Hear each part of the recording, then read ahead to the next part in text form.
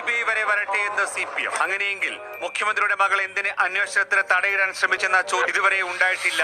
വ്യക്തമായ മറുപടി CPM-ന്. ഞാനതെങ്ങനെ പറയും? എല്ലാരും പറയും പോലെ വായ കൊണ്ട് പറഞ്ഞാൽ മതി. കേസ് വീണയും കമ്പനിയും നോക്കിക്കൊള്ളുമെന്ന് പറഞ്ഞു ഒഴിഞ്ഞു മാറി CPM സംസ്ഥാന സെക്രട്ടറി. എന്റെ കർത്താവേ, ഇത് എവിടെ നോക്കിയാലും ഇത് തന്നെയാണല്ലോ. മടുത്തുടോ, ഇവിടെയുള്ള ജീവിതമേ എനിക്ക് മടുത്തു. സംഭവാമി യുഗേ യുഗേ, വരാനുള്ളതൊന്നും വഴി തങ്ങില്ല, കൂടെ വരും. നിങ്ങൾ പലതും കൊണ്ടുവരും, അതൊന്നും ഞങ്ങൾ മറുപടി പറയാൻ പോകുന്നില്ല. നിരന്തരം ചെയ്യുന്ന കർമ്മങ്ങൾ താൻ അനുഭവിച്ചിടുമെന്നേ വരൂ. ഞങ്ങൾ അതിന്റെ പിന്നിലേക്ക് പോകാനില്ല. നെഗറ്റീവായ ഒരു കാര്യവും നമ്മൾ നിർവഹിക്കില്ല.